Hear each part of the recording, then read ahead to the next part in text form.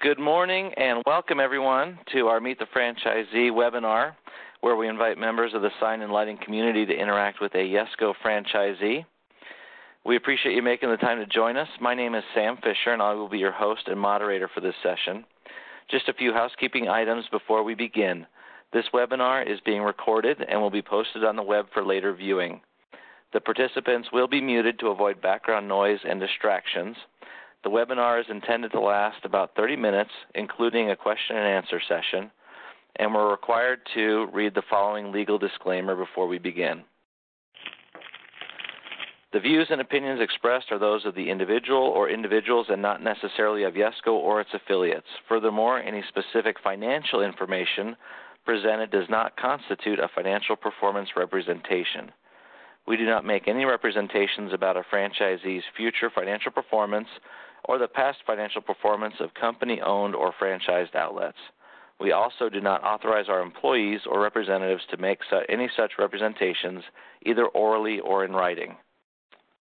Information regarding the financial performance of YESCO franchising can be found in our financial disclosure document. We invite you to request a copy by contacting your regional business development contact as shown on this map. At this time, I'm very pleased to introduce our guest speakers. Hey, Grant Barnby. Sorry, go ahead, Grant. Hi, I'm Grant, and I have Jenny with me, and we're with YESCO Central Texas. And Grant has been in the sign industry for almost 30 years. He first joined a non-electrical group called Signs Now. After 8 years, he bought Wakefield Sign Service, which has grown and expanded into a full-service electrical sign company. Grant was familiar with YESCO's operations in Las Vegas and reached out to YESCO when he heard about the franchise opportunity. They became a franchisee in May 2013. Grant has 5 daughters, 3 of which are working in Wakefield, and Jenny, who manages the YESCO franchise along with her husband. They have grown from 3 to 5 service trucks since joining YESCO. They operate out of College Station, Texas, Giga Maggie's, and have grown their business substantially. We thank them for taking their time to participate in this webinar. I will now turn it over to Grant and Jenny. Well, good morning, and we're glad to be able to participate in this. As Sam mentioned, I have been in the sign business for almost 30 years. And as Sam mentioned, started out just in the commercial side of sign graphics, doing non-electrical work. And then about 8 years into that business, I had a friend who was into sign maintenance and electrical work, and he wanted me to buy him out. So I did, and we worked together for several years, and his business was Wakefield Sign Service. And so we worked together, and that was really my interest, was developing into the electrical industry. I had a construction background and a strong design ability. And so from there, we operated our electrical sign business over these past 30 years. Well, about 3 years ago, 3.5 years ago, I think I was at an ISA show in Las Vegas, and I knew YESCO by reputation because they were the ones that had built the majority of Las Vegas over the last 100 years. And I heard that they were franchising, and I was very interested in hooking up with a company that I respected and did quality work. And I couldn't think of, at least by reputation, a better company than YESCO. So I was very interested in knowing what this franchising opportunity was. So I reached out to YESCO, and then things went dormant for a little bit. And then a little while later, YESCO reached back out to me and wanted to get together and discuss this franchising opportunity. So we got together in a meeting. They came to our offices here in College Station, and they explained that they were franchising their service model, which is a service unit that uses smartphone technology and has a real strong system put together with patrollers and utilizing Google Maps and other products. And they explained the system to me, and I right away thought, man, this would be a great part to add to our existing business. And one thing that really intrigued me was they were taking the service part of the business and putting it out front and center. And we had never really considered doing that. We were sign builders, and so our strategy was to sell signs, and then the service part of it was something we needed to do after the fact, and it was a small part of our business. But they were, in this model, they were wanting to put the service out in front and let that drive your business. And if you do well in the service end of things, then a lot of other work will follow. So I joined Yesco about 2.5 years ago, and since that time, the connection with Yesco has been stellar. They have been a tremendous partner in growing together and developing the franchise. They're very supportive, and our service business has quadrupled. Literally, it's quadrupled over this last 2.5 years. I won't give you the numbers, but we're just amazed at with the focus and the system that we now have in place, a paperless system that makes our service work just tremendously faster, and also Yesco's buying power is very huge. We cannot buy the materials that we used to purchase at the price that we get them now.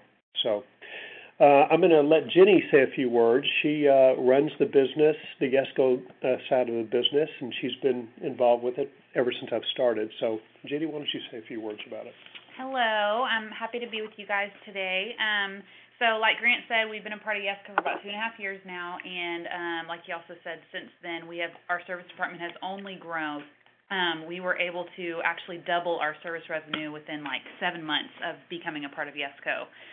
We kind of hit the ground running, and as soon as we switched our system over and began to focus on service the way that Yesco suggests that we do and encourages us to do and kind of trains us to do, then we were immediately successful in that realm, and we're able to double our revenue within the first year, less than a year.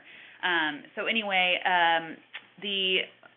one of the wonderful things about being a Yesco franchisee and aligning yourself with Yesco is the mentors that they are to us and the support that we have on all levels from them. I mean, weekly and daily have questions about things, being with Yesco and with our sister company. I know Grant has questions about our sister company sometimes, and either one of those are happy to answer our questions. I pick up the phone and call one of the guys at corporate, and typically they're available right away, and if not, they call me right back, and it's just a very easy relationship to take part in and to be able to really suck all the good information and knowledge that we can, and allow them to support us and encourage us in the way that they know works best. And they've implemented a very intelligent model for the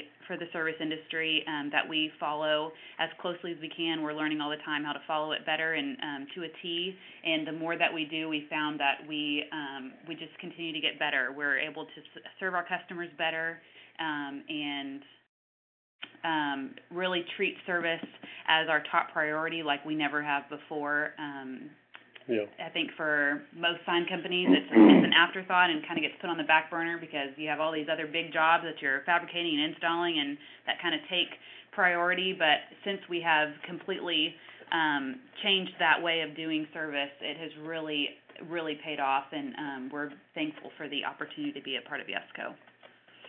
Another thing I'll quickly mention is Yesco's national service, which as a Yesco franchisee, they're developing a national clientele in the service department, and so as they have franchisees in various locations, then they can sell that work and funnel that work to their franchisees. So it's a real good partnership in latching on to some of the work of these large clients. And I want to talk about the software for just a minute. The software that you're able to use and be a part of as a Yesco franchisee. That has really, it's a paperless system that we're able to use in our service department now, and it has really streamlined things for us.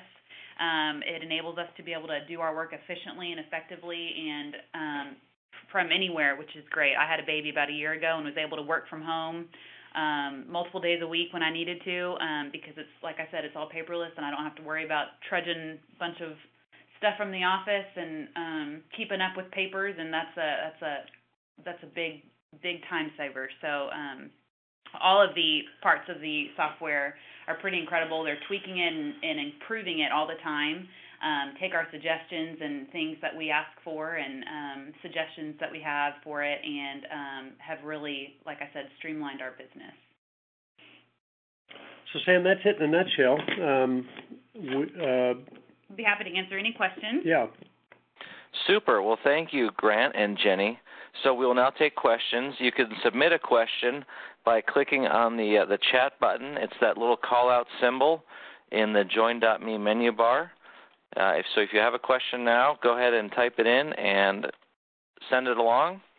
While we're waiting for questions to come in, I thought I would kick it off with a question, a common concern that we hear. So Grant and Jenny, you had worked very hard to develop the Wakefield Sign Service brand in your area.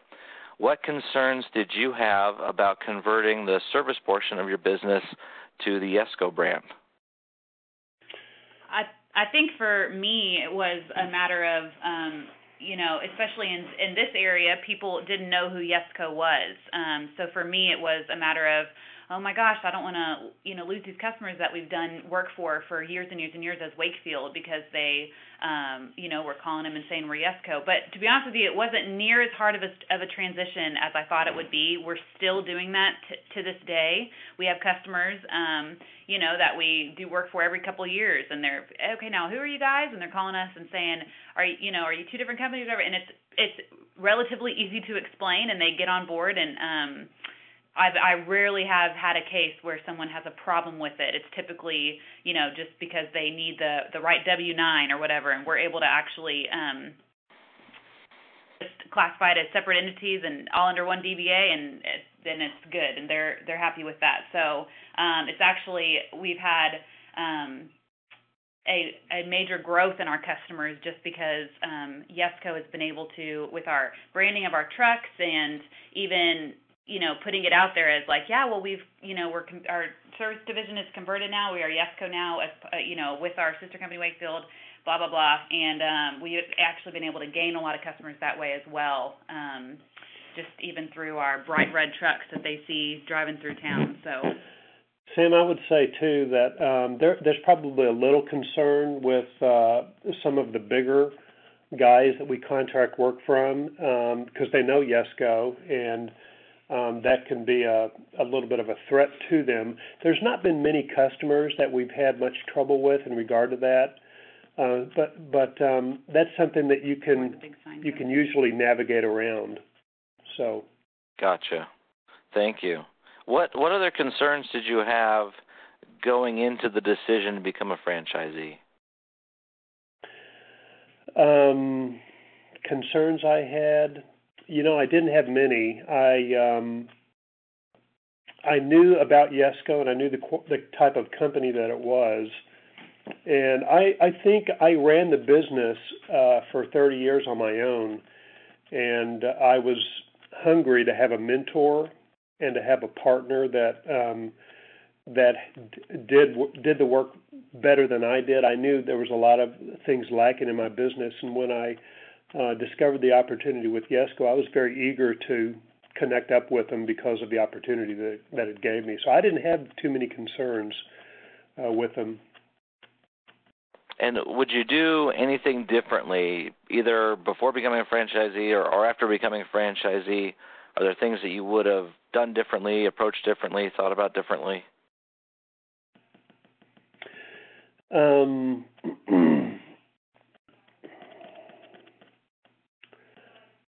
thinking here. I have something to answer for that.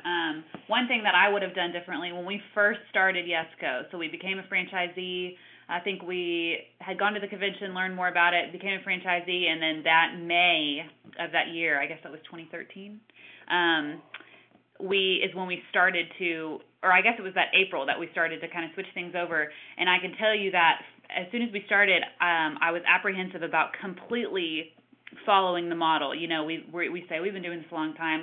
We'll tweak this here and tweak this in. Maybe we could do this better here. And I can tell you, as soon as we that's a good point. Started following the model completely and not just thinking like, oh, you know, I think we want to do this way. As soon as we completely committed and bought into that model, that's when our service changed. That's when it really took a huge turn for the better. Yeah, I would agree with that. That is one item I think Jenny's pointing out that was the model is pretty well developed, and if you will follow the model, then you should be successful. So I agree with her on that. What would be your top 3 or 4 things when you say follow the model? What are a few things that you feel like, boy, you just gotta do it the way that Yesco has outlined?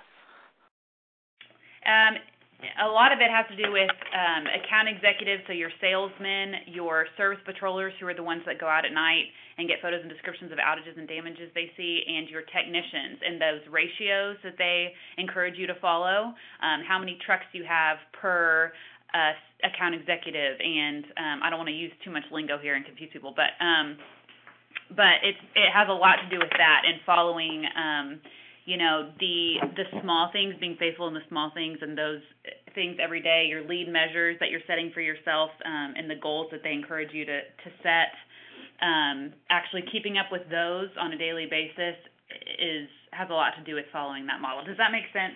Yeah, and along with that, just to put it down into something you can really understand, like, for instance, a salesman, a new salesman is tasked to contact 30 patrols a day. So he's going to call those 30 patrols that a patroller got the night before, and doing some of those basic metrics of making those calls and the patrollers out getting the proper number of patrols the night before, making sure you're doing those things, kind of like making a cake. You've got to put those ingredients in there, and if you short those ingredients, then the outcome's going to be different. But if you will do those things in a real basic way, then the results should follow. Excellent, thank you. What you mean, Sam? That's exactly what I was looking for. I couldn't have said it better. Thank you, Grant and Jenny. I've got a question that came in. We install signs in 5 states. However, we are in a very small town, around 70,000 people. We go 200 miles for install easily, but cannot go that far for service. What service area do you recommend? That's a good question. Okay, so he's in a small town of 70,000. They install in 5 states? Yep, and it kind of speaks to the question that, the service, we always say the service business is very different from manufacturing and install. You can go a ways and do an install job, but he brings up a great point that the service business has to be more centralized around your location. Maybe you can speak to how far you guys go from where you're located for service work. Yeah, I think, not knowing where you are, I would say that you would need to strategically think and have Yesco help you develop service areas. I would start in your small town and develop that area first, and then you would need to strategically think about, okay, what areas that are within a couple hundred miles, what areas can I look at putting a technician in? We are currently working to put a satellite technician in some of the Houston market right now, because they're 100 miles away from us, and we're going to start developing that market. And so our strategy is, because it's all internet-based, the technology is we can make the sales calls from our home office here in College Station. We can do the patrols in Houston, make the sales calls from College Station, and as we start to develop the remote territories, we can put a tech out in that area, and he can do the work. He can get his jobs from the, down off the internet and do his work and load the results in, get his signatures, and That would give you some kind of an idea. We're developing that market right now. So we currently do about 100-mile radius from where we are is our service territory that we keep up with consistently, and we typically just try and strategically schedule it to where, we have multiple jobs, and if we're going out of town 45 minutes to 2 hours out of town, then we're strategically scheduling those jobs to make sure we have at least a few for that technician to be busy all day so that we can not charge a lump sum of travel to one customer, and we're able to help our margins and not be losing money in travel either. Yeah, you've got to pay attention to your fuel cost on that. Can I go ahead and say one other thing? Yeah. One other thing that's been very helpful and strategic for us is as Yesco National sells work, and especially for us, it's in the Houston market, we can, in a small way, develop the territory we have down there. And even though it's far away, we can, with the work that we patrol and acquire, couple that with the work that Yesco National is developing for us, and we can bundle that and handle it. Our goal will be to open a small office in that market, but in order to work that market at our current level, this is the way we need to do it. Thank you. And I'll just chime in and mention that before we bring a franchisee on, we analyze their geographic area. We look specifically at the business count in that area, and we filter out businesses that are likely to not have signage. And so we can help any of our prospects look at their geography and see what would be best and what strategy would work. And not all geographies work to build a service business because, to Grant and Jenny's point and the person who wrote the question, the service footprint is going to be smaller than your install footprint. So that's a great question, and like I said, we'll help you think through that as you try and define your territory. Yeah, that's a great question. The last one I have for you, Jenny and Grant, is what advice do you have for someone who might be interested in a franchise? I would go down the road of the relationship and continue to gain information.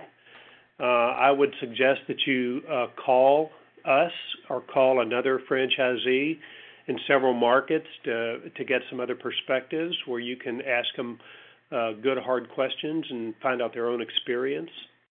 That would be probably the key thing. Mm-hmm.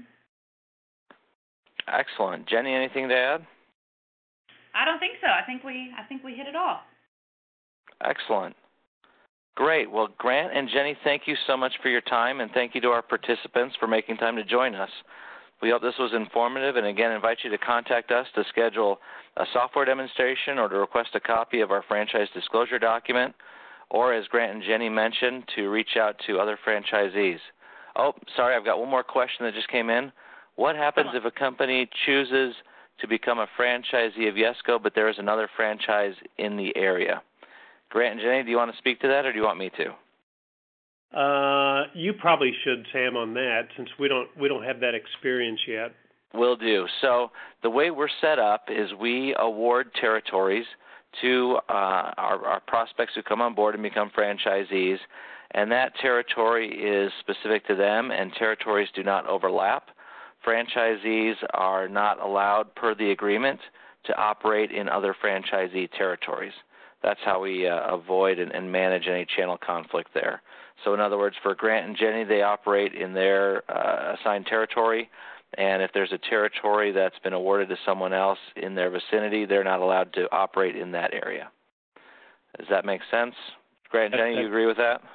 Yeah. Yes, and I would mention, to add on to that, Sam, I know that it's come up before where, if territories are closer together than like we have, in the same state or whatever, that they have a customer that is actually in someone else's territory, they've actually just come to an agreement of, that the new franchise is just going to help them with that customer, either, contract between the two or come to an agreement about it so that old franchisee doesn't have to necessarily give up that customer, because we are working together. We're all Yesco, and so it's never looked at as like competition or anything like that, which is something that YESCO has done a really good job of. We all are a family, and we're all made feel like that at every single gathering and convention. And so that's never, as far as I know, been an issue. So that's important to keep in mind. Thank you, Jenny. I couldn't have said it better. So I think with that, we'll go ahead and close. Thanks again, Grant and Jenny. This will be recorded and be posted on the web for later viewing. We hope you all have a great day. Thank you so much. Thanks, Sam. Thank you, Sam.